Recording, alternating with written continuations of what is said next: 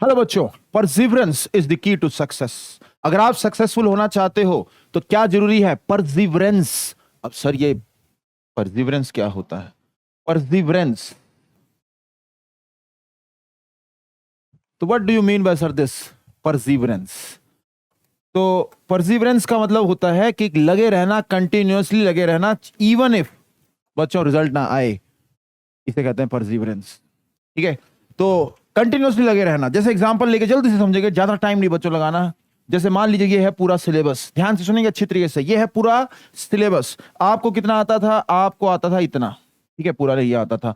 जो आपको आता था वो मैंने देखिए शेडेड कर दिया। इतना पोर्शन आपको आता था, और टेस्ट हुआ तो टेस्ट के अंदर इतना पोर्शन पूछा गया, तो नंबर फुल आएंगे? नहीं आएंगे। क्यों? क्योंकि आपने बहुत ही कम पोर्शन करा था। तो नंबर आपके कितने आए? लेट अस सपोज 10 आए आउट ऑफ 100।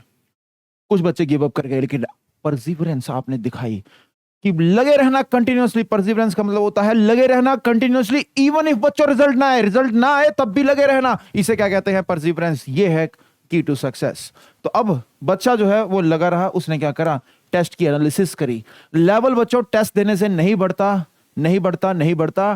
टेस्ट की एनालिसिस से बच्चों लेवल बढ़ता है। Point to be noted. तो बच्चे ने टेस्ट की एनालिसिस करी, फिर उसने नेक्स्ट टेस्ट दिया, उसके अंदर अब ये आया। अब इसके अंदर फिर से उसके मार्क्स नहीं आएंगे। क्यों? क्योंकि अब कुछ अलग पूछा गया।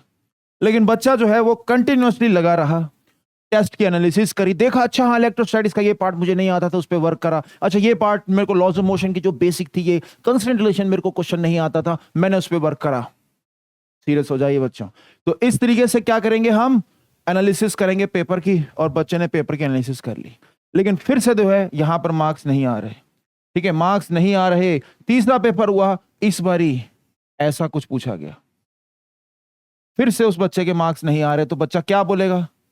क्या बोलेगा? कहेगा कि भाई मेरे मार्क्स अब थोड़े से बढ़ गए, हल्के से मान लो 20 आ गए 100 में से, तो भाई मेरे मार्क्स तो आ नहीं रहे सर। मैं एफर्ट कर रहा हूं, कंटिन्यूअसली वर्क कर रहा हूं, जो आपने कहा टेस्ट की एनालिसिस प्रॉपर कर रहा हूं, मेरे मार्क्स नहीं आ रहे, गिव अप कर रहा हूं। भैया मेरे को तो फिजिक्स आती नहीं। भगवान क्या कहेगा? तथास्तु बच्चा, तथास्तु। तुम्हें फिजिक्स नहीं आती तो नहीं आएगी, भगवान ने बोल दिया। लेकिन अगर कोई बच्चा इस चीज को समझे कि परसिवरेंस चाहिए होती है सक्सेस के लिए, अब उसने हार नहीं मानी। उसने कहा मैं भी टेस्ट की एनालिसिस प्रॉपरली करूंगा। और फिर अगला टेस्ट आया, उसके अंदर ये पोर्शन आया, बच्चे के मार्क्स जो हैं थोड़े से बड़े, लेकिन बच्चा अभी भी, कुछ बच्चा क्या करेगा?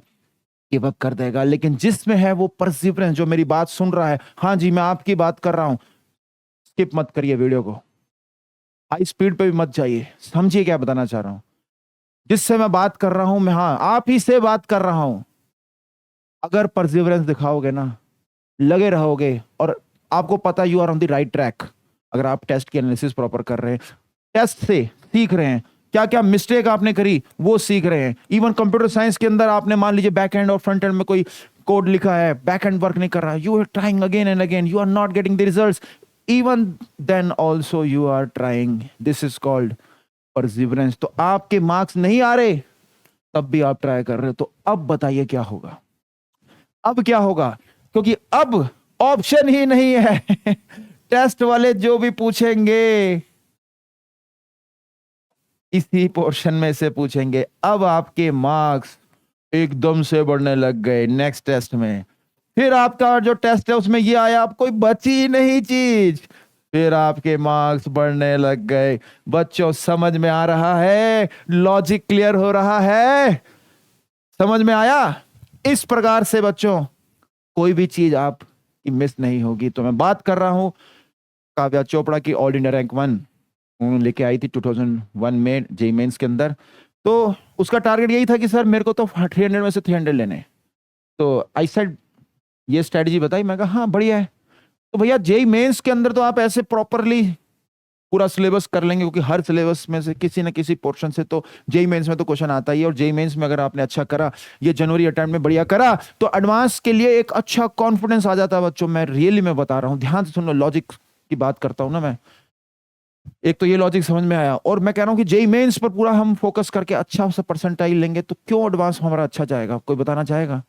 देखिए कॉन्फिडेंस तो है ही है, ठीक है, कि कॉन्फिडेंस बढ़ेगा, बट एक फंडामेंटल लॉजिक है, वो पता क्या है कि आप सिक्योर हो जाओगे कि जनवरी का अटेम्प्ट मेरा अच्छा गया है, अब अप्रैल के अटेम्प्ट पे मेरे को उतना फोकस नहीं करना, मुझे फोकस करना है एडवांस में। तो अगर कोई बच्चा एडवांस को टारगेट कर रहा है तो उसको जनवरी का मेंस अटेम्प्ट फोड़ के रखना है। समझ आई बात?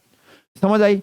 क्योंकि अगर आप एडवांस को फोकस कर रहे हो और जनवरी का अटेम्प्ट आपका अच्छा नहीं गया ना, तो आप जो है फरवरी के अंदर, मार्च के अंदर, ये 2 महीने गेम चेंजिंग होते हैं, तो वहां पर आप ना मेंस के ऊपर फोकस करने लग जाओगे और फिर एडवांस के लिए ज्यादा टाइम आपको नहीं मिलेगा। तो इसलिए एडवांस अगर फोड़ना है तो बच्चों, जय लॉजिक, लॉजिक सिंपल सा है, जनवरी के अटेम्प्ट पे फोकस करना है, मेंस के पॉइंट ऑफ व्यू से सारी सिलेबस की चीजें करनी है और मेंस फोड़ना है। हालांकि साथ साथ एडवांस की तैयारी भी करनी है, लेकिन मेंस को हल्के में नहीं लेना, यानी कि थ्योरी तो देखो सेम ही होती है। तो समझ में आया? अच्छी तरीके से थ्योरी करनी है, थ्योरी पे वर्क करना है, कंसेप्ट पे वर्क करना है, फंडामेंटल्स पे वर्क करना है। क्वेश्चन चेंज हो जाएंगे लेकिन फिजिक्स चेंज नहीं होती। जय लॉजिक। क्या बोला? क्वेश्चन चेंज हो जाएंगे, फिजिक्स चेंज नहीं होती। तो ये बच्चों आज का गुरु मंत्र है। तो चलिए फिर इंतजार किस बात का बच्चों, लेक्चर को स्टार्ट करते हैं। आप जहां पर भी इंडिया के अंदर कहीं पर भी हैं, मेरे साथ बच्चों लेक्चर को स्टार्ट कर दीजिए। कह दीजिए क्या? जय लॉजिक। हमेशा लॉजिक लगाते रहें, बेसिक्स बनाते रहें, फंडामेंटल स्ट्रॉन्ग करने हैं। सो आज का हमारा गोल है अल्टरनेटिंग करंट। तो अल्टरनेटिंग करंट के अंदर हम बेसिक्स जो है वो करने वाले हैं, फंडामेंटल्स जो है वो हम स्ट्रॉन्ग करने वाले हैं। ठीक है ना? बेसिक्स समझनी है। क्वेश्चन देखिए, आप कहीं होगा सर एडवांस, नाम एडवांस होता है, पूछा बेसिक जाता है। तो देखिए जल्दी फटाफट बेसिक्स क्या है मैं आपको क्लियर कर देता हूं। What is the gist of AC? Alternating current की जिस्ट क्या होती है? ये होती है कि जो करंट होता है, current and voltage are not in the same phase. Current and voltage are not in the same phase. Current and voltage are not in the same phase. ये है। और बाकी अगर फेज में डिफरेंस है तो हम उनको ऐड कैसे करते हैं? जैसे एसएचएम का सुपरपोजिशन था ना, वही सेम थ्योरी है। Superposition of SHM. हाँ जी, एसएचएम, सुपरपोजिशन ऑफ एसएचएम। तो superposition of SHM same theory. और थ्योरी क्या है? फेजर का, फेजर अलजेब्रा, फेजर अलजेब्रा। ठीक है, फेजर अलजेब्रा बच्चों मेन है। ठीक है, मतलब कैसे हम फेज में अगर डिफरेंस हो तो ऐड करते हैं, वोल्टेज सेम फेज में नहीं है तो हम उसे ऐड कैसे करते हैं, फेजर अलजेब्रा आपको क्लियर होना चाहिए। जैसे एक फेजर एक्स एक्सिस में, दूसरा 30 डिग्री एंगल पर उसके, तो इनका रिजल्टेंट कैसे निकाला जाता है, जस्ट एक वेक्टर की तरह। और वेक्टर में तो आप माहिर हैं ही हैं। तो बस बच्चों यही एसी की जिस्ट होती है। अगर आपने ये समझ ली तो एसी आपके लिए बहुत बहुत ईजी है। ओके, तो क्लियर है ये चीज। अब देखते रहा किस प्रकार के क्वेश्चन आते हैं। ठीक है ना? तो मैं क्वेश्चंस लेके आया हूं। ठीक है, अब ये आपने ट्राई करने हैं। ठीक है, एलसीआर सर्किट का जैसे ये वाला क्वेश्चन हम ट्राई करते हैं, जे एडवांस 2017 में आया था। 2017 का क्वेश्चन, पॉज करो और सॉल्व करो, खुद सॉल्व करना है। चलिए आइए डिस्कस करते हैं क्या कह रहा है क्वेश्चन। कह रहा है in the circuit shown, L की वैल्यू दे दी गई है, सी की वैल्यू दे दी गई है, आर की वैल्यू दे दी गई है। They are connected in series with an AC source. ठीक है, Which the following is option are correct। जैसे ये क्वेश्चन मैंने पढ़ा तो मुझे पता चल गया कि एलसीआर सीरीज सर्किट है। एलसीआर सीरीज सर्किट का क्वेश्चन भैया कुछ भी हो जाए छोड़ना नहीं है। ठीक है, छोड़ना नहीं है, छोड़ना नहीं है, छड़ नहीं सकते। बिल्कुल सर, छोड़ेंगे नहीं जब तक फोड़ेंगे नहीं। तो देखो जरा क्या कहा, current will be in phase with the voltage if omega is this. Current और वोल्टेज सेम फेज में कब होते हैं? जब करंट और वोल्टेज सेम फेज में कब होते हैं? जब एक्सएल किसके बराबर हो जाए बच्चों? एक्सी के। यानी कि ओमेगा एल किसके बराबर हो जाए? 1/ओमेगा सी के। यानी कि ओमेगा की वैल्यू 1/√ऑफ LC आती है। तो करंट और वोल्टेज सेम फेज में हो जाते हैं। तो ओमेगा की वैल्यू डाल देता हूं, कितनी देर की? ओमेगा की वैल्यू रखी 10⁴। तो चलिए चेक करते हैं, एल कितना है? 1 माइक्रो हेनरी। तो यहां से मैं चेक करता हूं, एल की वैल्यू है 1 × 10⁻⁻⁶। ठीक है, 10⁻⁻⁶ L। और C की वैल्यू कितनी है, वो है C की वैल्यू 1 माइक्रो हेनरी कूलम, वो होना गलत है ये। इसके ऐसा यूनिट जो है हमें पता है ना भैया, फैराड होते हैं, तो ये माइक्रो फैराड होना चाहिए। मोस्ट प्रॉब्ली मुझे यही लग रहा है कि फैराड होना चाहिए, ठीक है। तो हाँ, लिखा हुआ है यहाँ पर micro Henry and 1 micro farad. तो यहाँ पर बच्चों ये माइक्रो 10⁻⁻⁶ फैराड है, तो ये 10⁻⁶ आ जाएगा, है ना।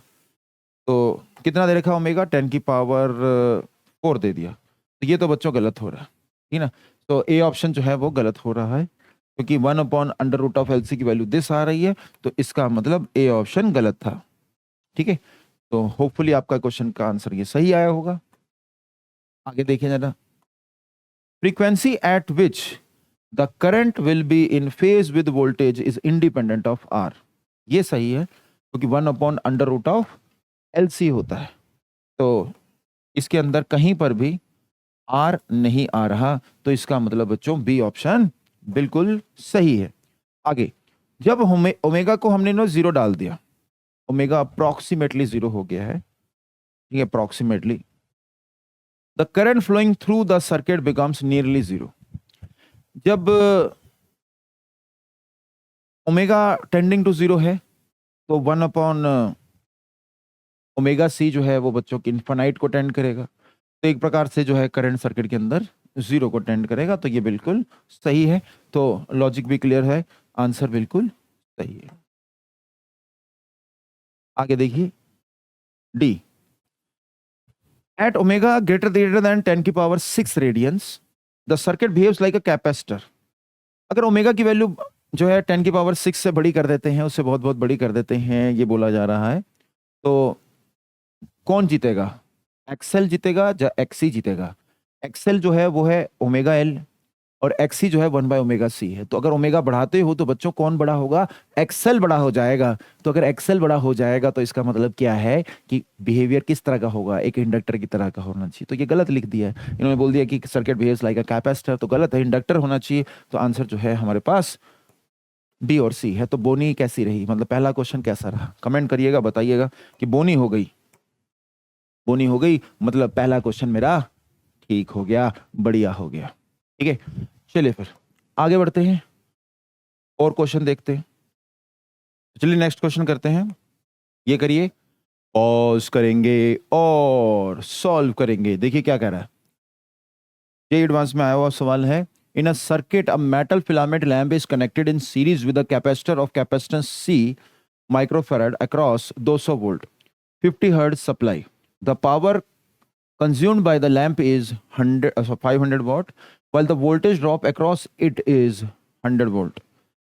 ठीक है, assume that there is no inductive load in the circuit, take RMS value of the voltages, ठीक है, the magnitude of phase angle in degrees between the current and the voltage supply is phi, the value of phi is, phi निकालने को कह रहा है, assume π√3 is equal to 5। चलिए भाई question को करते हैं। देखिए सिचुएशन क्या है कि हमारे पास एक रेजिस्टेंस है और फिर एक कैपेसिटर है, और ये एक 200 वोल्ट सप्लाई जो कि 50 हर्ट्ज पर है उसके साथ लगा हुआ है, ये C है और ये रेजिस्टेंस है R। आपको दे रखा है सर्किट के अंदर की जो पावर कंज्यूम्ड है वो है हमारे पास 500 वाट, और वोल्टेज ड्रॉप अक्रॉस इट, तो लैंप के अक्रॉस जो है वो 100 वोल्ट का दे रखा है। तो voltage drop across lamp is given to you.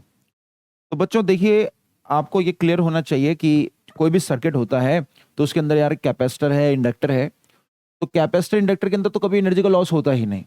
तो जो भी एनर्जी का लॉस होता है वो होता है किसके अंदर, रेजिस्टेंस के अंदर। तो मेरे को ये चीज पता है कि रेजिस्टेंस के अंदर ही हीट लॉस होने वाला है, तो मैं रेजिस्टेंस के लिए फॉर्मूला लगा सकता हूँ IRMS का स्क्वायर इंटू R, और उसकी वैल्यू दे रखी है हमें 500। तो मैंने यहाँ पर फॉर्मूला यूज करा है IRMS का स्क्वायर इंटू R, इसको मैं रख रहा हूँ कितना, 500। तो मैं ये फॉर्मूला जो है यूज कर रहा हूँ। तो मेरे को यार यहाँ पर ये वैल्यू, मतलब फर्स्ट इक्वेशन तो आ गई है। अच्छा, और उसके अक्रॉस जो वोल्टेज है IRMS इंटू R, इसकी वैल्यू कितनी दे रखी है, 100 दे रखी है ना। ये चीज तो है, पावर कंज्यूम्ड जो है रेजिस्टेंस की वो है 500 वाट। सर्किट की जो भी पावर कंज्यूम्ड होगी वो रेजिस्टेंस करेगा, जय लॉजिक, क्योंकि हीट लॉस सिर्फ रेजिस्टेंस में होता है। हीट लॉस सिर्फ और सिर्फ रेजिस्टेंस में होता है। तो और वोल्टेज ड्रॉप जो है वो दोनों के क्रॉस होगा, लेकिन हमें रेजिस्टेंस के क्रॉस दे रखा है 100 वोल्ट का। तो ये दो इक्वेशन बन गई हैं। इनको डिवाइड करने से मेरे पास देखिए IRMS की वैल्यू आ रही है। तो IRMS की वैल्यू देखो डिवाइड करूंगा मैं, तो I²R की 500 है, IRMS इंटू R की वैल्यू तो है, डिवाइड करने से ये मेरे को वैल्यू 5 मिल रही है। तो मेरे पास IRMS तो देखिए आ ही गया है, इसकी वैल्यू आ रही है 5। ठीक है, IRMS मेरे पास 5 आ गया। अच्छा, और IRMS निकलता कैसे है? ये हो जाएगा ERMS अपॉन क्या, Z, और Z क्या होगा, XC का स्क्वायर प्लस क्या, R²। तो IRMS की वैल्यू कितनी है 5, ERMS की वैल्यू कितनी है 200। ठीक है, और यहां पर आप XC का square plus R², R resistance की वैल्यू भी निकाल सकते हो। IRMS की वैल्यू 5 डाल दो तो 20 आ रही है, तो ये 400 यहाँ पर आ गया। इससे मैं क्या कर सकता हूँ बच्चों, XC निकाल सकता हूँ, और R तो मुझे पता चल ही गया है, R की वैल्यू कितनी आ रही है 20 ओम आ रही है। तो क्वेश्चन देखिए खत्म हो चुका है। क्यों सर? क्योंकि आपको जो है tan phi जैसे फॉर्मूला पता ही है। tan phi का क्या फॉर्मूला होता है, यहाँ पर हम जानते हैं कि अगर एक नॉर्मल सर्किट है कैपेसिटर रेजिस्टेंस वाला, ध्यान से सुनेंगे, tan phi बच्चों क्या होता है, tan phi होता है XC/R। ठीक है, तो XC बस मुझे निकालना है, तो मैं XC बच्चों यहाँ पर बस निकाल लूंगा। यहाँ पर देखिए स्क्वायरिंग कर दें, स्क्वायरिंग करते हैं, ये कितना आएगा स्क्वायर, जब ऐसा पहले उसको काट लो, 40 आ रहा है, तो 1600 बराबर आ जाएगा XC का स्क्वायर प्लस 400। तो इसका मतलब XC का स्क्वायर 1200 के बराबर आ रहा है। तो XC को हम लिख सकते हैं 100 का स्क्वायर रूट तो 10 होगा, 12 का 4 3 जा 12 कर देंगे, तो ये 2√3 यानी कि 20√3 ये बेसिकली आ रहा है। XC की वैल्यू इतनी आ रही है। तो मैंने देखिए XC भी निकाल लिया है। अब बच्चों कुछ बचा नहीं क्वेश्चन में, ठीक है, तो हमारा कॉन्फिडेंस अब बढ़ गया है कि हमने ये क्वेश्चन भी कर दिया है। तो याद आएगा 20√3, और ये मैंने निकाली थी 20, तो tan phi की बच्चों वैल्यू क्या आ रही है, tan phi की वैल्यू आ रही है √3। सो इससे हमें पता चल गया है कि यहाँ पर आप लिख सकते हैं इसे क्या, मतलब phi को कितना 60 डिग्री, तो phi की वैल्यू आ रही है 60 डिग्री। ठीक है, अच्छा इसके अंदर अगर मान लीजिए C पूछता, लेट अस सपोज कैपेसिटेंस पूछ रहा है, तो कैपेसिटेंस जो है निकालना चाहते हो, तो आपको पता है कि जो XC है वो 1/ω/C होता है। तो C की वैल्यू आ रही है 1/2πf। 2πf फ्रीक्वेंसी बच्चों 50 दे रखी है, और ये C और XC यहाँ पर डाल दीजिए। XC की वैल्यू हमने कितनी निकाली है 20√3।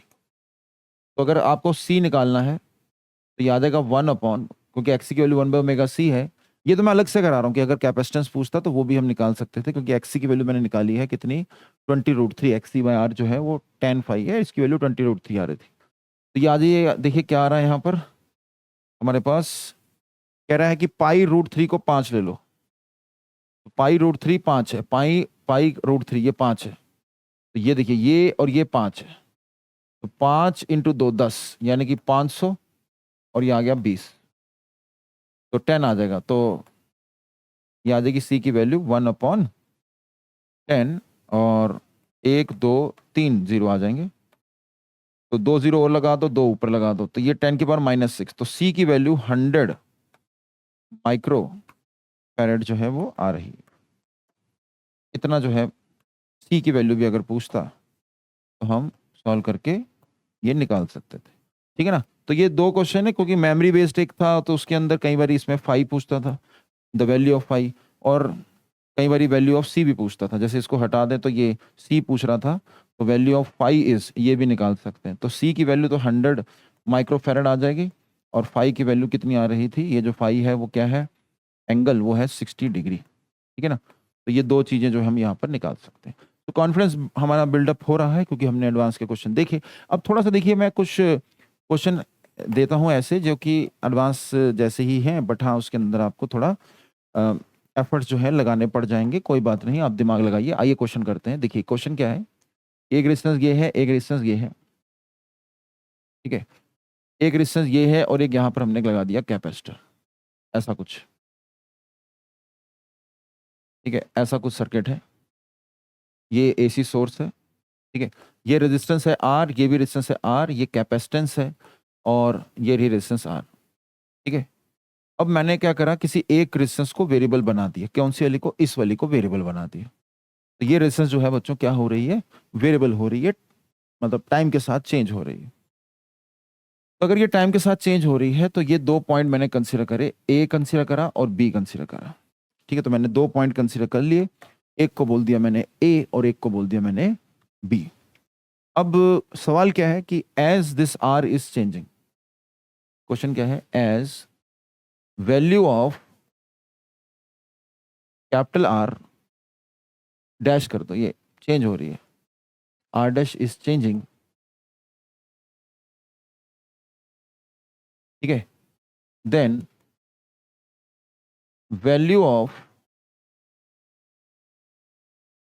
Peak of V A minus V B will vary with time as पहला remains constant। तो इसकी वैल्यू हम मान लो 0 से इन्फिनिटी तक लेके जा रहे हैं, ऐसा सोचो। तो इंक्रीजेस, डिक्रीजेस, इट्स रैंडम, मतलब नॉट नन ऑफ अबव कर दो।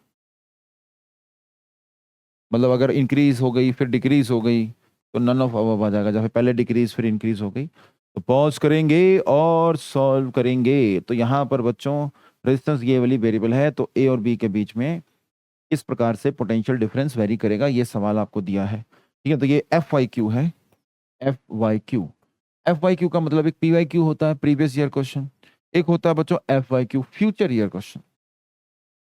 तो this is future year question. Sir आप कैसे गारंटी ले सकते हो कि फ्यूचर में पूछा गया? हाँ गारंटी है सर, लॉजिक, अरे भैया गारंटी है ना, क्योंकि मैंने यहाँ पर डेट थोड़ा नहीं बता रहा हूँ।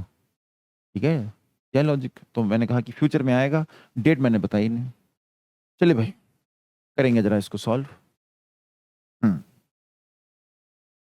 तो आइए देखें जरा, तो इसको हम सॉल्व करते हैं। तो कैसे सॉल्व करें इसको?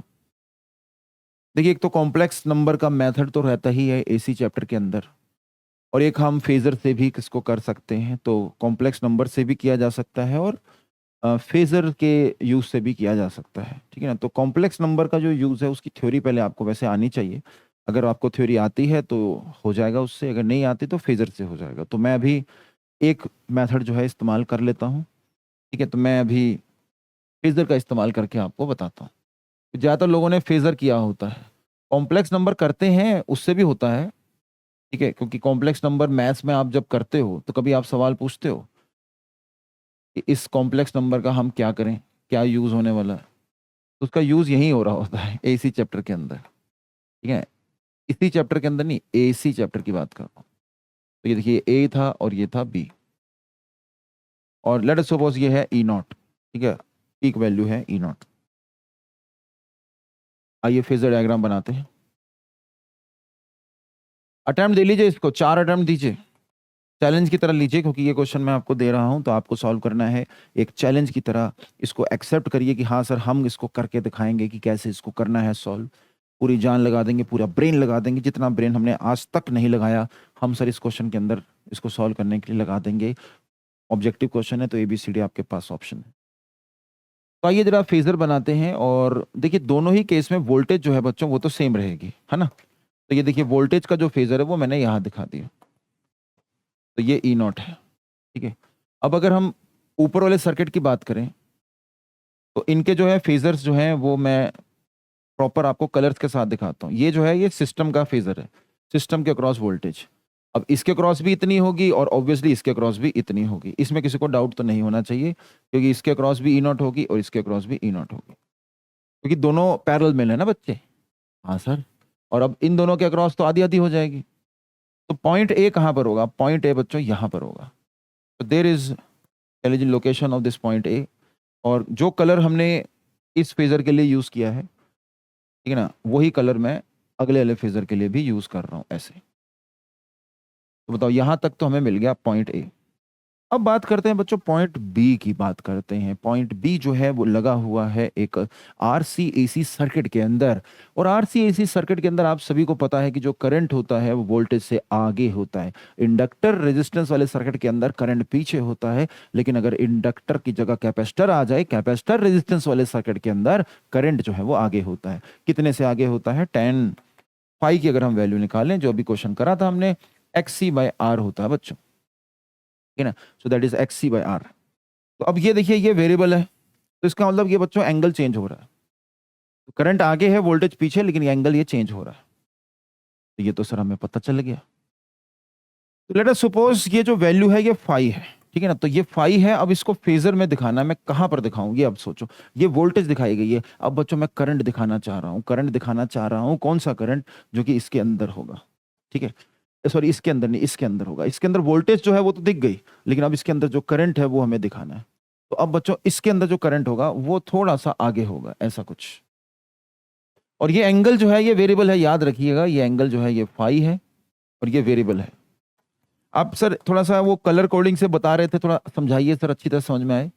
देखो कलर कोडिंग से समझते हैं। तो ये गुलाबी कलर का मैंने एक ऐसे फेजर बना दिया, ठीक है। ये गुलाबी कलर का जो फेजर है ये है मान लीजिए करंट, ठीक है। और ये करंट जो है दोनों में, देखिए देखिए देखिए, समझिए, देखिए कितना अच्छा चैप्टर है ये। दोनों के अंदर सेम फेज में है। ये करंट का फेजर बनाया गया है।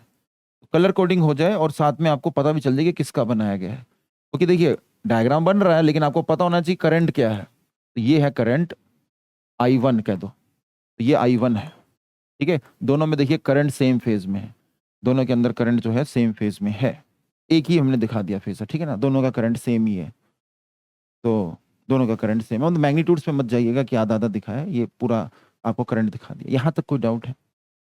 क्या डाउट हो सकता है? मैं इमेजिन करता हूँ स्टूडेंट्स के मन में हो सकता है कि सर आपने ऐसे क्यों करा, नीचे क्यों नहीं दिखाया? क्योंकि बेटा आरसी एसी सर्किट करंट और वोल्टेज में एंटी क्लॉकवाइज घूम रहे होते हैं फेजर। तो करंट और वोल्टेज में ये जो फेजर है ये थोड़ा आगे होगा। रेसिंग चल रही है तो फेज में ये आगे होगा, क्योंकि फेज में आगे होता है करंट।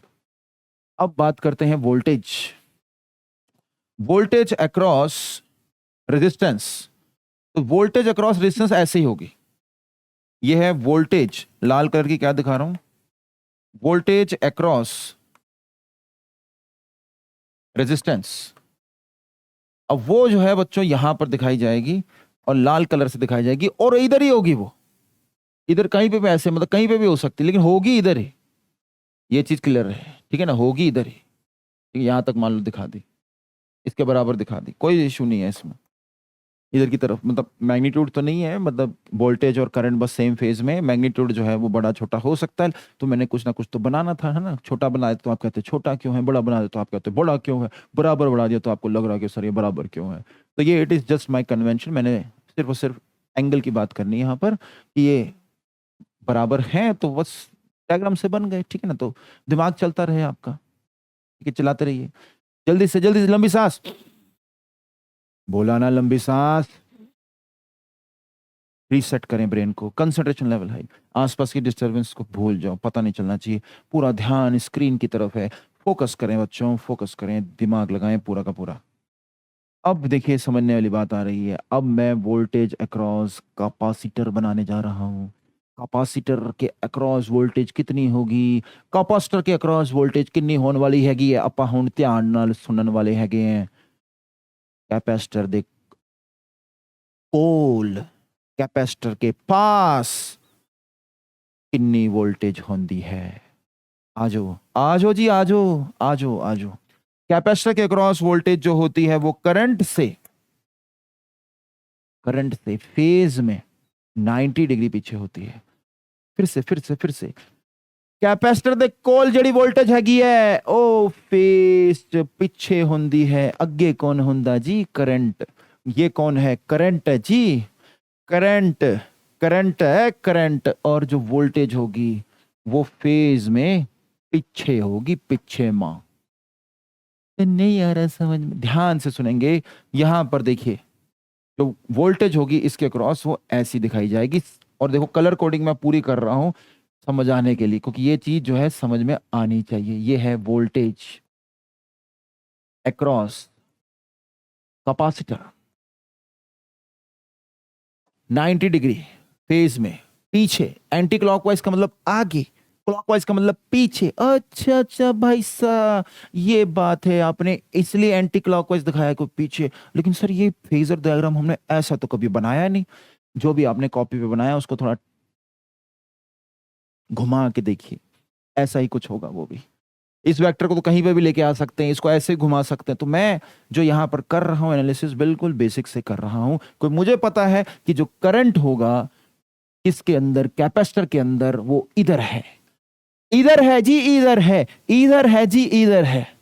और वोल्टेज अक्रॉस दी कैपेसिटर वो है इधर 90 डिग्री से। लेकिन दोनों का जो सम है वो इसके अक्रॉस वोल्टेज के बराबर आएगा जी साहब। हाँ जी साहब, बिल्कुल सही सर, समझ में आ गया। अब देखिए खास बात, स्ट्राइक कर रहा है, स्ट्राइक कर रहा है, ओ स्ट्राइक कर रहा है कि नहीं? टेल मी, जल्दी से बताइए स्टूडेंट्स, सारे के सारे स्टूडेंट्स जल्दी से, स्ट्राइक कर रहा है कि नहीं कर रहा? यहां पर ये जो एंगल है ये हमेशा 90 डिग्री होने वाला है। ये एंगल वेरिएबल है, इस एंगल को चेंज करके जल्दी से विजुलाइज करिए, जल्दी से जल्दी, शाबाश, जल्दी से जल्दी से। टाइम नहीं है हमारे पास इतना ज्यादा। ये फाई को जरा दिमाग में विजुलाइज करिए। एंगल चेंज हो रहा है, एंगल चेंज हो रहा है, एंगल चेंज हो रहा है, लेकिन दोनों का रिजल्टेंट ई नॉट आ रहा है। एंगल चेंज होता हुआ विजुलाइज करेंगे, एंगल चेंज होता हुआ विजुलाइज करेंगे। जल्दी, मैं इसको देखो कॉपी करता हूं, नेक्स्ट पेज पे लेके जा रहा हूं। अब तक हो जाना चाहिए स्ट्राइक, जल्दी, शाबाश शाबाश शाबाश शाबाश, you can do it, you can do it. अब देखो जरा, मान लो ये है, मान लो ये है करंट का फेजर, लेकिन वोल्टेज जो होगी कैपेसिटर के अक्रॉस हमेशा परपेंडिकुलर होने वाली है। स्ट्राइक कर गया, तो किया कि नहीं किया? ये देखो बच्चों, circle, oh my God, circle. अरे आज ही बताऊंगा, सर्कल लगा रखा है सर, कल बताना सर, कल बताना। अरे सर्कल बोल रहा हूं, ये सर्कल बन रहा है। समझ में आया कि नहीं आया? समझ में आया कि नहीं आया? जल्दी बताओ, समझ में आया कि नहीं आया? दिमाग लगाओ। ये बन रहा है angle in a semi circle. Angle in a semi circle, हमेशा angle in a semi circle होता है 90 डिग्री, है ना? Angle in a circle, semi circle is always 90 degree. ये भी 90 डिग्री, ये भी 90 डिग्री। सर यहां पर सरक रही है, इन दोनों के बीच में ऐसे जाए तो? अरे भाई, वो भी angle in a semi circle है 90 डिग्री। तो इसका मतलब क्या है कि अगर बी पॉइंट और ए पॉइंट के बीच का डिस्टेंस देखें, वही तो पीक वोल्टेज होगी। पीक वोल्टेज एक्चुअल में length, the magnitude of that vector होता है। That is coming out to be constant. Sir ये तो फिनिश हो गया, आपने तो कुछ लिखा ही नहीं। हाँ जी, आंसर आ चुका है हमारे पास, रिमेन्स कांस्टेंट। बस देखिए क्या कैलकुलेशन है, कुछ भी कैलकुलेशन नहीं है, कुछ भी, बस जीनियस माइंड होना चाहिए आपका। आपको समझ में आना चाहिए कि क्या पूछा जा रहा है। बी और ए के बीच का डिस्टेंस पूछा जा रहा है, क्योंकि peak voltage is nothing but the distance between the phasors. क्योंकि आप इस वेक्टर को इस वेक्टर से सेपरेट करोगे तो यही वेक्टर मिलने वाला है, यही V B minus V A होने वाला है। इसका जो मैग्नीट्यूड है वो हमेशा कांस्टेंट आने वाला है। आह आह, बताइए क्लियर है? तो ये क्वेश्चन भी कर दिया गया है, FYQ कर दिया गया है, लेकिन जो टेक्निक इस्तेमाल करी गई है वो तकड़ी करी गई है। कॉम्प्लेक्स नंबर से करना चाहते हो तो उससे भी कर सकते हो, बस उसकी थ्योरी आनी चाहिए। ठीक है, थ्योरी आनी चाहिए। ठीक है, तो अगर चाहते हो तो कमेंट करिएगा, तो उसकी भी डिस्कशन कर सकते हैं। चलिए आगे नेक्स्ट क्वेश्चन देखते हैं।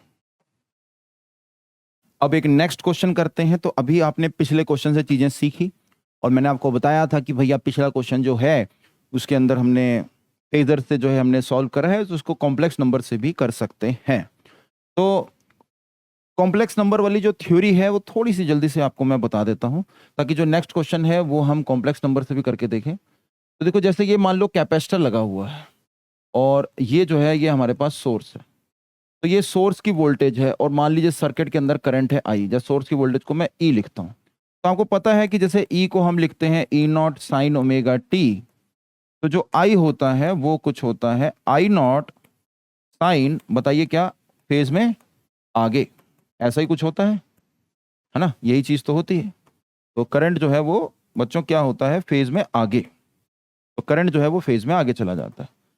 और इसी प्रकार से अगर मैं इंडक्टर की बात करूं और रेजिस्टेंस की बात करूं, तो अगर यहाँ पर मान लीजिए कुछ इंडक्टर होता है और ये रहा हमारे पास सोर्स और इसके अंदर है करंट आई, तो इफ लगा रहा हूं कि अगर सोर्स जो है वो ई नॉट साइन ओमेगा टी है, तो यहाँ पर बच्चों जो आई होता है वो हो जाता है I naught sine omega t minus क्या, पाई बाई टू, फेज में ये पीछे हो जाता है। और इसी प्रकार से अगर हमारे पास कोई मान लीजिए रेजिस्टेंस है और यहाँ पर ये देखिए एक सोर्स लगा हुआ है और सर्किट में करंट है आई और ये वैल्यू है हमारे पास ई, तो if E is equal to E naught sine omega T, तो आई की वैल्यू क्या होती है, I naught sine omega T. और आई नॉट जो है निकालना चाहते हो तो ई नॉट बाय आर लगता है। यहां पर अगर आप आई नॉट निकालना चाहते हो तो ई नॉट बाय एक्सएल लगता है, और अगर आप यहां पर आई नॉट लगाना चाहते हो तो ई नॉट डिवाइड बाय एक्स सी होता है, और एक्स सी की वैल्यू 1 बाय ओमेगा सी होती है। सर ये तो हमें पता ही है। अब कॉम्प्लेक्स नंबर का देखिए यूज क्या है। कॉम्प्लेक्स नंबर का यूज ये है कि यहाँ पर जो फेज का डिफरेंस है उसको कॉम्प्लेक्स नंबर की फॉर्म में अगर लिखते हैं हम दोनों करंट और वोल्टेज को, तो वो फेज डिफरेंस को टेक केयर कर लेता है। जैसे एग्जांपल के लिए आप जैसे दो कॉम्प्लेक्स नंबर हैं उनको जब मल्टीप्लाई करते हो तो जो उनका आर्गुमेंट होता है वो ऐड हो जाता है। जैसे Z1 Z2 जब लिखते हो तो दोनों का मैग्नीट्यूड मल्टीप्लाई होता है और आर्गुमेंट जो है वो ऐड हो जाते हैं, ठीक है ना। तो जैसे कि पहले थोड़ी सी थ्योरी हम जल्दी फटाफट देख लेते हैं कि जैसे लेट अस सपोज ये आर्गेन प्लेन है, तो आर्गेन प्लेन में जो है एक कॉम्प्लेक्स नंबर मान लीजिए ये है और दूसरा कॉम्प्लेक्स नंबर ये है, ठीक है। तो ये Z1 है और ये हमारे पास Z2 है। और अगर इनके एंगल की बात करें तो ये बच्चों मान लो θ1 है और ये एंगल है θ2।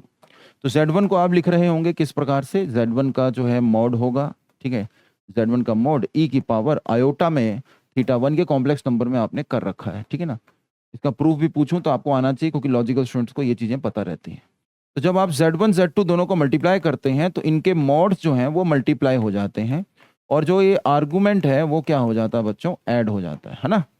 तो ये चीज तो पता ही है आपको, अगर नहीं पता है तो एक बारी कॉम्प्लेक्स नंबर रिवाइज करिए, आपने यही चीजें करी होंगी। इनका प्रूफ भी पता होना चाहिए कि सर ये cos theta plus iota sine theta जो है वो कैसे ये आ जाता है यूलर फॉर्म में, है ना। ये चीज पता होनी चाहिए क्योंकि मैं जियोलॉजिक बोलता हूँ तो मैं क्लास के अंदर हर चीज का रीजन जानना चाहता हूँ कि ये कहाँ से आ रहा फॉर्मूला। ठीक है, तो बताना जरा इस फॉर्मूले का प्रूफ, पॉज करके सोच लियो। देखिए इस फॉर्मूले का जो प्रूफ है वो एक्सपेंशन से आता है, हम एक्सपेंशन लिख के इसको प्रूव कर सकते हैं। एक्सपेंशन का प्रूफ जियोलॉजिक, एक्सपेंशन कहाँ से आती है, टेलर सीरीज। टेलर सीरीज का प्रूफ डिफरेंशिएशन से, फंक्शन को एक पॉलिनोमियल मान के उसको डिफरेंशिएट करके कर सकते हैं। तो ये चीजें देखो मेरे को पता है, मैं एक आईआईटीएन हूँ तो मुझे देखना है कि यार बच्चों को आईआईटीएन बनाना है तो अपने अंदर क्या चीज आपको डिफरेंट लगी बाकियों से। तो बाकियों से डिफरेंट यही चीज थी कि मैं हमेशा से ही लॉजिक फाइंड करता था कि ये कहाँ से आ रहा है, ये फॉर्मूला कहाँ से, रट्टू तोता बिल्कुल भी नहीं।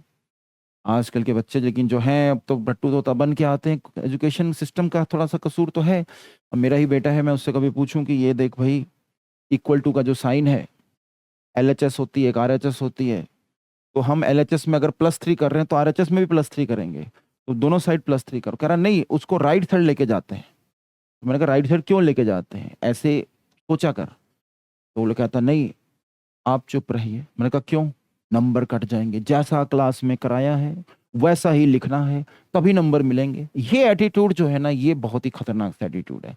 इससे क्या होता है कि स्टूडेंट्स जो हैं वो रट्टू तोता बन के उभरते हैं। फॉर्म पता होता है कि गर्म गैस का गुब्बारा ऊपर क्यों जा रहा है, लेकिन क्यों नहीं पता होता, रीजन नहीं पता होता। तो ऐसा नहीं होना चाहिए, ठीक है। तो ये सारे देखिए कॉम्प्लेक्स नंबर का बेसिक मैंने आपको बताया है, ठीक है ना। फंडामेंटली स्ट्रांग अपने आप को रखो कि हर फॉर्मूला कॉम्प्लेक्स नंबर का भी ये कैसे प्रूव हो रहा है, मल्टीप्लाई ये कैसे प्रूव हो रहा है, तो ये पता होना चाहिए, ठीक है ना। तो ये जब दो कॉम्प्लेक्स नंबर को मल्टीप्लाई करते तो आर्गुमेंट बढ़ जाता। तो अगर मान लो Z1 रियल होता तो आप अगर किसको किसी कॉम्प्लेक्स नंबर से मल्टीप्लाई कर रहे होते तो मैग्नीट्यूड चेंज होता और फेस में चेंज होता। फिर से बोला मैंने क्या बोला, मैग्नीट्यूड चेंज होता और फेस में चेंज होता। फिर से बोला मैंने क्या बोला, मैग्नीट्यूड चेंज होता और फेस में चेंज होता। मैग्नीट्यूड चेंज होता और फेज में चेंज होता। फिर से बोलो, क्या बोला? मैग्नीट्यूड चेंज होता और फेज में चेंज होता। यही बात है। तो बच्चों हमें क्या करना है, यहां पर अगर रिलेशन लिखना है तो इस तरह की थ्योरी मत लगाओ। कॉम्प्लेक्स नंबर में करना है तो हम लिखेंगे E इक्वल टू आई, और यहां पर बस आप क्या करें, XC माइनस अयोटा, ठीक है ना। अयोटा की जगह मैं अब जे कैप ले रहा हूं, ठीक है, ताकि आई के साथ करंट वगैरह ना कटे। और यहां पर इंडक्टर है तो अब इसके अंदर देखिए वोल्टेज फेज में देखो 90 डिग्री से पीछे हो गई। ये करंट का फेज होगा, ये जो है फेज है माइनस अयोटा है, यानी कि माइनस π/2 है, तो इसका फेज अपने आप π/2 से पीछे होगा। अब बताओ अगर समझ में आ रहा है तो यहाँ क्या लिखोगे? यहाँ पे लिखोगे E इज इक्वल टू, बोलो बोलो, XL, और साथ में आई तो रहेगा, चलो पहले आई लिख देता हूँ, IXL इक्वल टू IR होता है, लेकिन यहां पर आप बस जे कैप लगा देना। यानी कि करंट का जो फेज होगा, जिस भी फॉर्म में लिखो, रियल में लिखो, कॉम्प्लेक्स में लिखो, हम जनरली जो है रियल मान रहे होते हैं, एक्स एक्सिस पर जो भी फेजर होता है उसको। लेकिन कभी भी जनरलाइज स्टेटमेंट अगर देना चाहते हो तो ये जनरल फॉर्मूला है, ये हमेशा लग रहा है, ठीक है ना। इसकी आपको चिंता नहीं करनी, बस इसमें यह याद रखना कि ई और आई दोनों ही कॉम्प्लेक्स नंबर के फॉर्म में होने चाहिए, ठीक है। ये कॉम्प्लेक्स नंबर है, ये कॉम्प्लेक्स नंबर है, ये कॉम्प्लेक्स नंबर है। और इसी तरीके से ये जो फॉर्मूला है ये भी हमेशा लग रहा है, जनरल फॉर्मूला है, इसके अंदर कभी भी आपको फेज की चिंता नहीं करनी, क्योंकि ये अपने आप कॉम्प्लेक्स नंबर की फॉर्म में लिखा गया है। तो ये फेज अपने आप, बोलो मेरे साथ, क्या कंप्लीट करिए, ये फेज अपने आप, वेरी गुड, टेक केयर कर रहा है, अपने आप टेक केयर कर रहा है। और इसके अंदर देखिए आपको रियल ही कंसीडर करना पड़ेगा, तो E is equal to IR। क्यों? क्योंकि अगर आपने कुछ R को कॉम्प्लेक्स मान लिया तो वो फेज में चेंज ले आएगा, लेकिन आपको पता है E और I जो है उसमें फेज में चेंज नहीं होता अगर रेजिस्टेंस होती है, ठीक है। तो ये बेसिक है। अब इससे क्या कर सकते हैं, इससे देखिए क्वेश्चन बहुत आसानी से सॉल्व हो सकते हैं।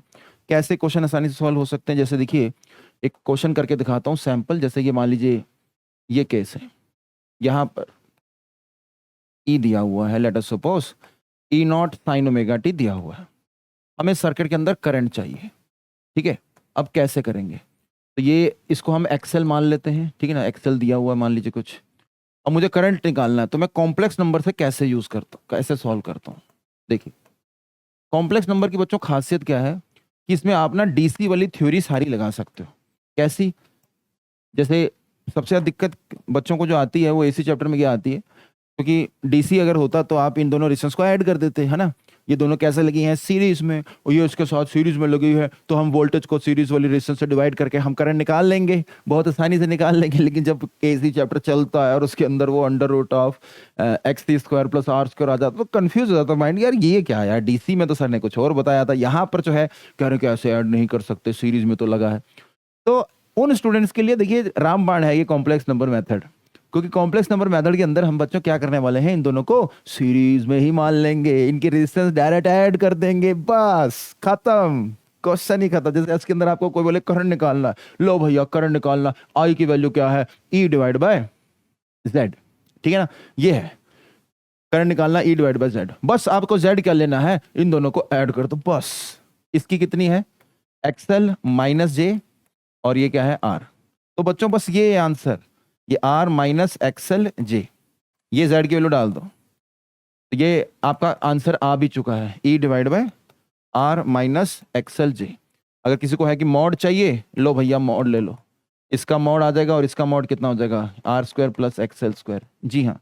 और फेज के बीच का डिफरेंस देखना है तो ये कॉम्प्लेक्स नंबर जो है इसका आर्गुमेंट देख लो, कौन सा जो नीचे कॉम्प्लेक्स नंबर रखा हुआ है, इसका आर्गुमेंट क्या होगा, tan inverse of XL/R। Negative में है, इसका मतलब उसको करंट को पीछे लेके जा रहा है, करंट को पीछे नहीं, करंट को आगे लेके जा रहा है, आगे लेके जाएगा। क्यों? क्योंकि ये ऊपर आएगा ना। या फिर ऐसे करिए, वोल्टेज को जब इससे मल्टीप्लाई करोगे करंट से ही, मतलब करंट जो है ये रहा करंट, उसको इससे मल्टीप्लाई करोगे Z से, तो वो पीछे लेके जाएगा वोल्टेज को, यानी कि करंट फेज में क्या है, आगे। तो करंट फेज में आ गया। तो कितना आसान मेथड है। अगर आप ये सेम चीज उसके अंदर करके देख लो, LR सर्किट के अंदर और LCR सर्किट के अंदर भी करिए, बहुत ही आसानी से आंसर आता है, ठीक है।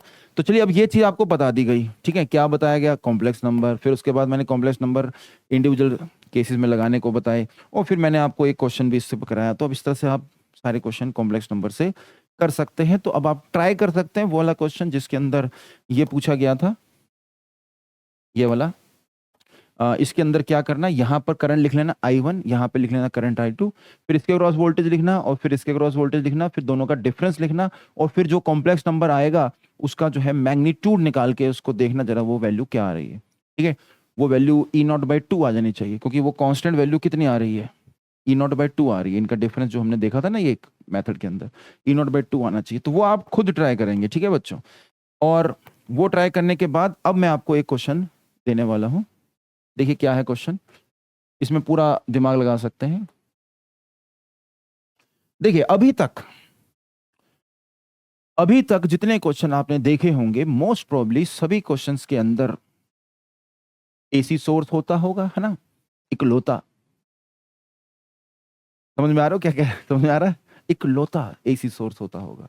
तो बेटा एडवांस अगर फोड़ना है और आप एक बहुत बढ़िया इंजीनियर बनना चाहते हो जिसकी प्रॉब्लम सॉल्विंग एबिलिटी बहुत अच्छी है, इंडिया को बहुत ही हाई लेवल पे लेके जाना चाहते हो, गूगल के कंपैरिजन में एक कंपनी अपनी खड़ी करना चाहते हो, ठीक है, एक टेक जाइंट बनाना चाहते हो, क्योंकि आपको पता है कि ईस्ट इंडिया कंपनी आई थी तो बिजनेस करने ही आई थी, लगान लगाती थी। तो अब बस ये जो कंपनियां हैं ये इंडिया पे लगान लगा रही हैं, बहुत सारा पैसा यहाँ से लेके जा रही हैं। तो आप उनके कंपैरिजन में एक प्रॉब्लम को सॉल्व करना चाहते हो, तो बेटा उसके लिए तो आपका जो माइंड है ना वो बहुत ही ज़्यादा फास्ट वर्क करना चाहिए और बेसिक से सोचना चाहिए और बहुत ही कूल माइंड होना चाहिए, ब्यूटीफुल माइंड होना चाहिए, बहुत प्यारा माइंड। ठीक है, आई लाइक दैट स्टूडेंट, ठीक है ना, मुझे अच्छा लगता है ब्यूटीफुल माइंड।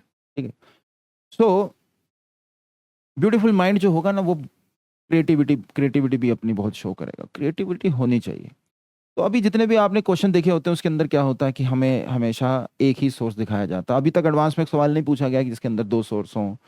अगर यार दो सोर्स आ जाएं, तीन सोर्स आ जाएं तो कैसे करेंगे, तो बेसिक्स नहीं चेंज होती। ठीक है, तो आइए जरा मैं अब मॉडिफाई कर रहा हूँ।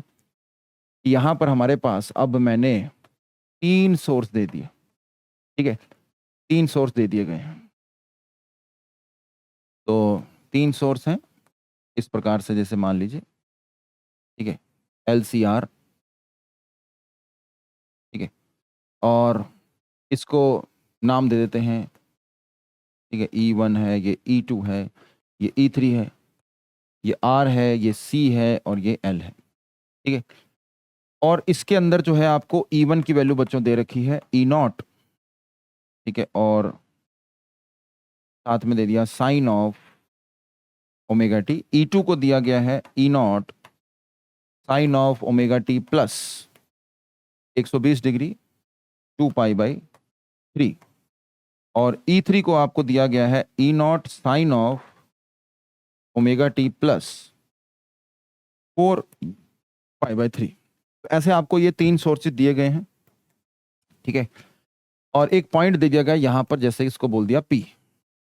ठीक है, तो P की कुछ वोल्टेज वैरी कर रही होगी, और क्वेश्चन के अंदर आपको दिया हुआ है कि जो XL है, जो कि आपको पता ओमेगा L होता है, वो R के बराबर है, और जो XC है वो भी R के बराबर है। ठीक है, ये भी दिया हुआ है। क्वेश्चन देखिए क्या है, क्वेश्चन क्या है, फाइंड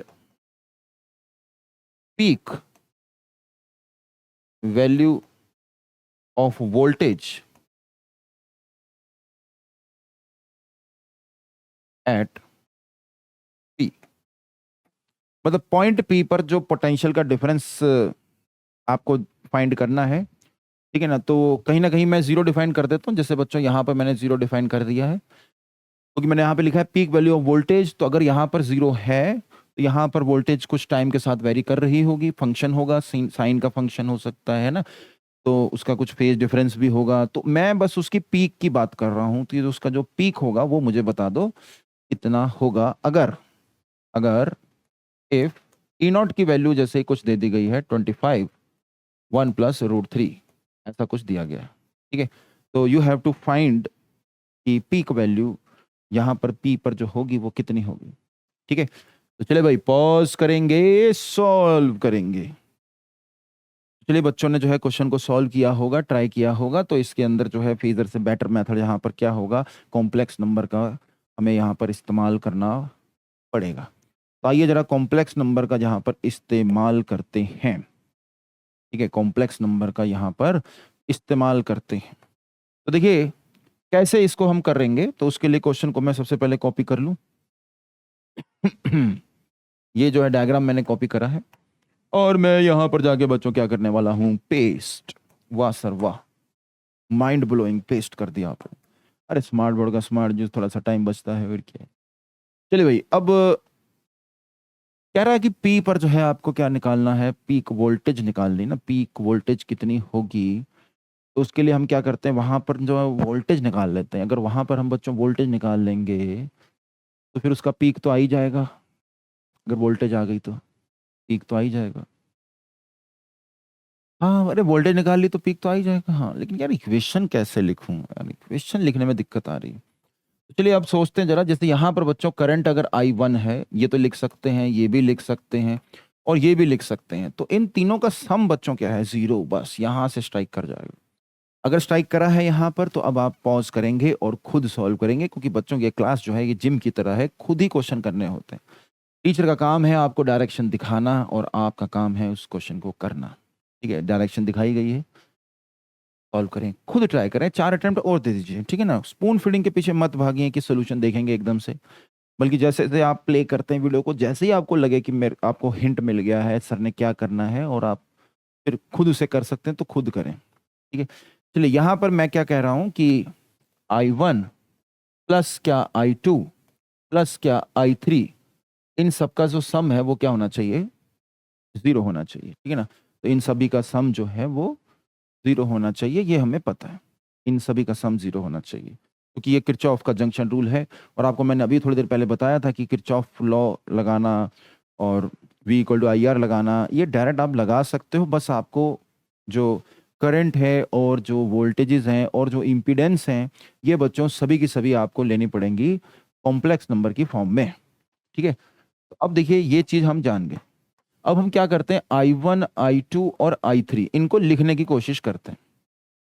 ठीक है, तो यहां पर वोल्टेज जो है वो VP मान लेता हूं, VP वोल्टेज है, यहां 0 है। ठीक है, तो अब इनको फेजर के रूप में लिखना चाहता हूं मैं, मतलब जो ये वोल्टेजेस हैं इनको फेजर के रूप में लिखना चाहता हूं, कॉम्प्लेक्स नंबर की फॉर्म में लिखना चाहता हूं। मतलब कुल मिला के बात यही है, कॉम्प्लेक्स नंबर की फॉर्म में मैं इन्हें लिखना चाहता हूं। तो आइए जरा कॉम्प्लेक्स नंबर या फिर फेजर के पॉइंट ऑफ व्यू से सोचें। तो ये कॉम्प्लेक्स नंबर एक्स एक्सिस पर है, तो ये 120 डिग्री इधर होगा, ये 120 डिग्री इधर होगा। बोलिए बात समझ में आई कि नहीं आई।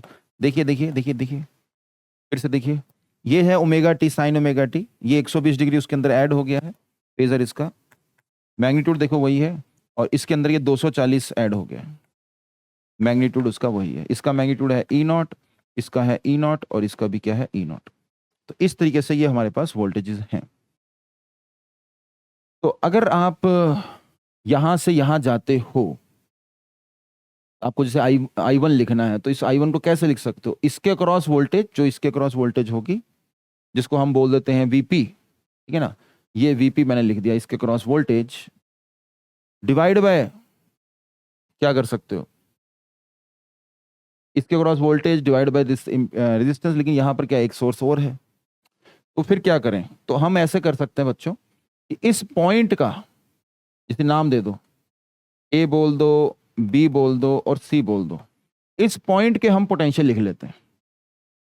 अगर हम इन पॉइंट के पोटेंशियल लिख लेंगे तो फिर हम इसके लिए potential difference divide by resistance, इसके लिए potential difference divide by impedance, इसके लिए potential difference divide by impedance लिख के I1 I2 I3 बहुत आसानी से लिख सकते हैं। ठीक है ना, तो ये चीज हमें पता चल गई। तो चलिए अब इसको लिखते हैं, इस को लिखते हैं, ये वैल्यू क्या होगी।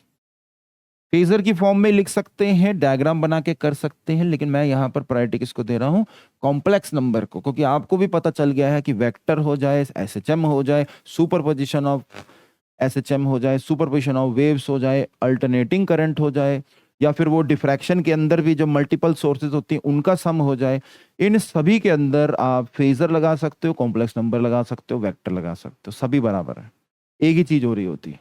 तो अभी मैं यहाँ पर कॉम्प्लेक्स नंबर का यूज कर रहा हूँ, क्योंकि पिछले क्वेश्चन में मैंने फेजर का इस्तेमाल करा था जैलॉजिक। तो आइए जरा इन वोल्टेजेस को लिखते हैं। तो ये वोल्टेज क्या होगी, इसको मैंने लिख दिया E0। ठीक है, क्यों, क्योंकि ये रियल माना है। ठीक है ना, इसको रियल मान लिया, आर्गन प्लेन में विजुलाइज करो तो ये रियल वेक्टर इस तरह से मान लिया। ये हो जाएगा E0 cos 60, E0 cos 60 यानी कि E0/2, लेकिन पीछे है तो नेगेटिव में होगा, और इसका जो इमेजिनरी पार्ट है वो ऊपर आने वाला है साइन 60 होने वाला है, तो √3/2 ई नॉट जे कैप यहाँ पर ये आ जाएगा। कॉम्प्लेक्स नंबर में लिखा जा रहा है। अब इस कॉम्प्लेक्स नंबर का जो रियल पार्ट है वो नेगेटिव है, हाँ, और इमेजिनरी पार्ट भी नेगेटिव है, तो ये E0/2 आने वाला है, -E0/2 रियल पार्ट, और इमेजिनरी पार्ट भी नेगेटिव आने वाला है, -√3/2 E0 जे कैप। ठीक है, तो ये वैल्यू हमने लिख ली। अब देखो मैं वीपी इसके क्रॉस, सिस्टम के क्रॉस देखिए जानता हूं, इस पूरे सिस्टम के क्रॉस जो पोटेंशियल का डिफरेंस है डेल्टा वी, वो क्या है, वीपी मैंने मान रखा है। ये वीपी मतलब kind of it is not real number, it can be complex number depending upon the situation. Why? Because ये एसी चैप्टर है, तो ये कॉम्प्लेक्स नंबर की फॉर्म में हम लिख रहे हैं। हम कह रहे हैं कि इसके क्रॉस वोल्टेज है वी, तो उसमें से ये माइनस कर दो, यानी कि वीपी में से ये आप माइनस कर दो जो इसके क्रॉस है। इसके क्रॉस कितनी है, E0, और डिवाइड कर दो किससे, आर से, तो आपको बच्चों क्या मिल जाएगा, I1। और यहाँ पर फेज डिफरेंस नहीं कंसीडर करने की जरूरत, क्योंकि आपका भाई है ना थारा भाई कॉम्प्लेक्स नंबर। ठीक है, थारा भाई कॉम्प्लेक्स नंबर है, तो वो इसको टेक केयर कर रहा है, फेज डिफरेंस को टेक केयर कर रहा है। I2 कैसे लिखें, I2 again plus VP minus of this, इसमें से माइनस करो, ये कितना है, ये देखो मैं लिख रहा हूं -E0/2 प्लस √3/2 E0 जे कैप। ठीक है, और इस पूरे को जब माइनस करा तो डिवाइड किससे करूंगा, इसके इंपिडेंस से, जो कि कितनी बच्चों, XC माइनस जे कैप, XC माइनस जे कैप, तो ये I2 आ गया। और बारी है अब I3 की, तो I3 के लिए फिर से ये चीज करनी पड़ेगी, तो मैं ऐसा करता हूं, थोड़ी सी जगह बना के यहां पर मैं लिख देता हूं। ठीक है, और इसको थोड़ा सा अलग कर लेते हैं ताकि आप इसमें कंफ्यूज ना हो कि I1 + I2 + I3 सर ने करा है। अब I3 कैसे लिखूंगा, इसके अक्रॉस वोल्टेज जो कि क्या है, VP माइनस क्या, ये वैल्यू, ये कितनी है, -E0/2 -√3/2 E0 जे कैप, और डिवाइड किससे करूंगा, इसकी जो है इंपिडेंस से, जो कि है XL जे कैप। और अब मेरे पास एक इक्वेशन बन गई है, और इस इक्वेशन में अननोन हमारे पास क्या है, वीपी, और वो वीपी मैं सॉल्व कर लूंगा। ठीक है, तो इसको आइए सॉल्व करते हैं, आंसर तक पहुंचते हैं। ठीक है, तो आंसर तक पहुंचना, ताकि आपने जो करा है, अगर अभी आपको हिंट मिला तो आप खुद ट्राई करें, और फिर जो है मैच कराएं, और जो मैच करा के मजा आता है वो तो वाह, वही चीज जो है हम चाह रहे हैं कि भाई आपसे हो, क्वेश्चन जो है वो आपसे सॉल्व हो। ठीक है, बल्कि सभी सब्जेक्ट्स के लिए मैं कहूंगा कि सभी सब्जेक्ट्स में आप टीचर डिपेंडेंट ना रहें, टोटली टीचर की हेल्प कर, मतलब टीचर की हेल्प लीजिए डायरेक्शन प्राप्त करने में, लेकिन सॉल्व खुद करना है, यही की चीज है, यही की डिफरेंस है। ठीक है, बच्चे जो है स्पून फीडिंग ही खाते हैं, हमेशा उनको चाहिए कि हमें जो पका पकाया मिले। अब आगे बढ़ो, खुद सॉल्व करो। लेकिन सिर्फ आप क्यों सॉल्व करो, क्योंकि ऑनलाइन लेक्चर है ना भाई, कुछ स्टूडेंट्स ऐसे भी होंगे जिनको थोड़ी और हेल्प की आवश्यकता है, तो इसलिए मैं पूरा एंड तक सॉल्व कर रहा हूँ। बाकी होमवर्क मिलेगा आपको, क्वेश्चन करने हैं इसके अंदर, ठीक है ना। 1 आवर का हमारा जो टारगेट है उसके अंदर हम कुछ कुछ क्वेश्चन ही डिस्कस कर पाएंगे, ठीक है, और बाकी होमवर्क में रहेगा। तो आइए जरा इसको सॉल्व करते हैं। देखो आर जो है, ये इन सबका सम तो 0 है, तो आर जो है वो तो कट ही गया, ठीक है ना, क्योंकि नीचे आर आ रहा है, ये भी आ रहा है, ये भी आ रहा है, तो आर कट गया, तो टर्म आ जाएगी वीपी माइनस E0। ठीक है, और प्लस, अब ये नीचे था माइनस जे कैप, तो आपको पता है कि माइनस, जैसे जे कैप का जो स्क्वायर होता है ये -1 होता है ना, जे कैप का स्क्वायर, आई का स्क्वायर, आयोटा का स्क्वायर भाई, आयोटा का स्क्वायर -1 होता है, ठीक है ना, तो जे स्क्वायर -1 होता है। ठीक है, तो ये हमें पता है। तो अगर ये जैसे नीचे लिखा हुआ है माइनस में, तो ऊपर नीचे जे से मल्टीप्लाई करो, जैसे ही ऊपर नीचे जे से मल्टीप्लाई करोगे, नीचे जे स्क्वायर आ जाएगा, ऊपर एक जे आ जाएगा, तो ये जे हो जाएगा, है ना। तो ऐसे आप इसे मेंशन कर सकते हैं, या फिर आप खुद ही देखें जे स्क्वायर क्या आ रहा है, -1 आ रहा है, तो ऐसे भी कर सकते हैं। तो एक प्रकार से ये -1/j था, तो ऊपर जे से मल्टीप्लाई हो जाएगा, तो जब जे से मल्टीप्लाई हो जाएगा तो ये देखिए क्या आएगा, वीपी जे आ जाएगा, और ये माइनस में क्या लिखा था, E0/2, इसको ब्रैकेट को खोल ही देते हैं, या हाँ ब्रैकेट को खोल ही दो, फिर जे से मल्टीप्लाई कर देंगे, बाद में कर देंगे जे से मल्टीप्लाई, तो जे से बाद में मल्टीप्लाई करते हैं, ब्रैकेट खोलते हैं, ये आ जाएगा वीपी माइनस प्लस हो जाएगा ई नॉट बाई टू, फिर आ जाएगा माइनस √3/2 ई नॉट जे, और प्लस अब यहां पर ये 1/j है, 1/j माइनस जे होगा, तो इसमें क्या करिए माइनस जे बाहर कॉमन ले लीजिए, तो याद आएगा वीपी, यहां पर भी ब्रैकेट खोल दीजिए, ई नॉट बाई टू, ब्रैकेट खोल दीजिए, प्लस √3/2 ई नॉट, यहां पर आ जाएगा j इज इक्वल टू 0। ठीक है, चलिए अब और फिर से ब्रैकेट खोलिए, तो ये आ गया VP minus E naught plus VP J cap और plus E naught by two J cap, फिर जे स्क्वायर होता है माइनस, जे स्क्वायर क्या होता है -1, तो ये हो जाएगा प्लस √3/2 ई नॉट, यहां पर देखिए ये आ जाएगा माइनस वीपी जे कैप, फिर minus E not J cap by 2, और फिर यहां पर जब माइनस करेंगे तो ये आ जाएगा minus √3/2 E naught is equal to 0। देखिए जे स्क्वायर जो होता है -1 होता है। तो चलिए आइए देखें क्या क्या कट रहा है यहाँ पर। तो वीपी के पॉजिटिव है, ये नेगेटिव कटेगा और ये भी कटेगा। ये एक बार चेक कर लेते हैं भाई, यहाँ पर क्या आ रहा है नेगेटिव, और ये जे स्क्वायर है तो पॉजिटिव हो गया, यहाँ पर आ रहा है नेगेटिव लेकिन जे स्क्वायर है तो ये पॉजिटिव हो गया, तो ये तो पॉजिटिव आ जाएगा।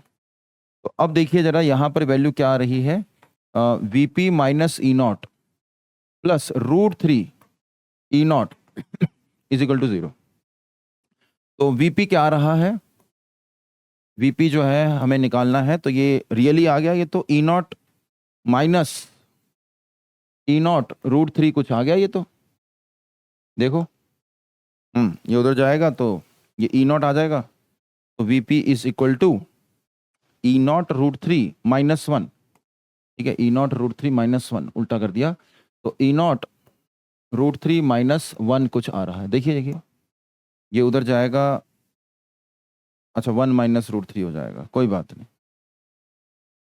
तो ये उधर जाएगा तो ये 1 माइनस √3 नॉट आएगा, 1 माइनस √3 नॉट आएगा, तो 1 माइनस √3 ये आने वाला है वीपी। तो ये मेरे पास वीपी आ रहा है। ठीक है, अब ई नॉट की वैल्यू क्या दे रखी थी 25, 1 प्लस √3, इसको आप ऐसा करो, ये है 1 माइनस √3, ऐसे लगा दो, तो ये देखिए क्या आ रहा है 25 a प्लस बी माइनस, तो 1 माइनस 3 आ गया, -50 आ गया, मॉड चाहिए था, पीक वैल्यू का उसका मॉड ही चाहिए होता है, तो आंसर क्या आ रहा है 50 आ रहा है। तो आंसर से मतलब मुझे 50 आ रहा है,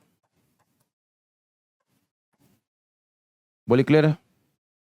तो answer of this question is this 50। तो चलिए एक प्रैक्टिस के लिए आपको क्वेश्चन दे देता हूं। ठीक है, तो प्रैक्टिस के लिए आपको एक क्वेश्चन देता हूं, तो इसके अंदर आप प्रैक्टिस करिए, सेम ही क्वेश्चन है। ठीक है, तो होमवर्क मेंशन कर देता हूं, दिस इज योर होमवर्क।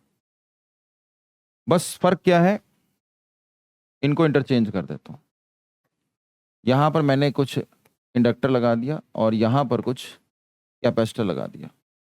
ठीक है, तो अब ये सॉल्व करिए, तो इसका आंसर जो है कुछ आई थिंक कुछ ऐसा आना चाहिए 50, मतलब 50 तो नहीं आएगा answer, it will be kind of like this 1 plus √3 का स्क्वायर और 25, कुछ इस तरह से इसका आंसर आना चाहिए। ठीक है, तो ये आपका होमवर्क रहेगा, तो आपने ये ट्राई करना है। ओके, तो क्वेश्चन मैंने ये दिया एक होमवर्क, और कुछ मैंने आपसे डिस्कस करे हैं, और PYQ भी हमने ट्राई करे हैं। तो अब क्या है ना कि कुछ क्वेश्चंस जो हैं यहाँ पर मैं PYQ के आपको होमवर्क देना चाहूँगा, तो वो आपको शीट में मिल जाएंगे। ठीक है, तो शीट में आपको कुछ क्वेश्चंस मिल जाएंगे, वो आपको ट्राई करना है।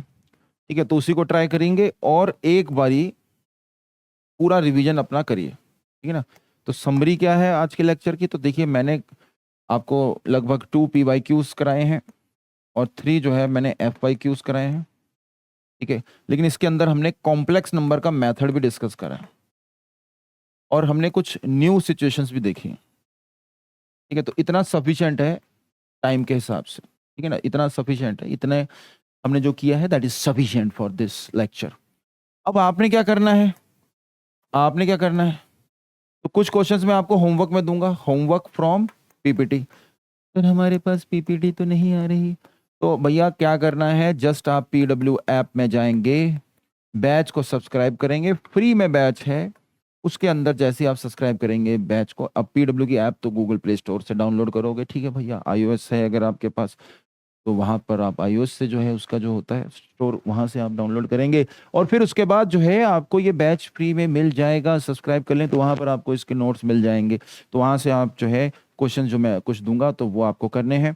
बाकी एक फुल रिवीजन करना है जो आपने करा था। तो क्या क्या करना था, DPPs हो सकती हैं, या फिर आपके इंस्टीट्यूट में मान लो CPP मिल रही थी तो वो करने हैं जो आपने अपनी प्रिपरेशन के अंदर करे थे। मॉड्यूल मिल रहे होंगे, हो सकता है आप उसको पैकेज बोलते हो तो वो करिए। और साथ में एडवांस के PYQs ये कर लीजिए तो सफिशिएंट है भाई, ठीक है ना। तो चक्रव्यूह जो है उसके हिसाब से सफिशिएंट है। ये जो चक्रव्यूह में फंसाया जाता है तो वो मैंने आपको बताया कि कैसे उससे हम बच सकते हैं। You have to be more creative. तो जितना ज्यादा बच्चों आप क्रिएटिव होंगे उतना बढ़िया चांसेस होंगे कि आपसे क्वेश्चन सॉल्व हो जाए, क्योंकि आपका माइंड क्रिएटिव है तो आप कुछ नई चीजें सोच सकते हो। और वही IIT के प्रोफेसर भी सोच रहे होते हैं नई चीजें, ठीक है ना। तो क्रिएटिव अगर आपका माइंड है तो आप अच्छे से जो है नए नए सिचुएशंस को इमेजिन कर सकते हैं, विजुलाइज कर सकते हैं। और उस तरह की सिचुएशन जब आपके सामने आएंगे तो आप डरेंगे नहीं, आपके सामने वही देखी दिखाई चीज आ रही है। Okay, so that's all for today. मिलते हैं बच्चों नेक्स्ट लेक्चर के अंदर। Okay students, bye.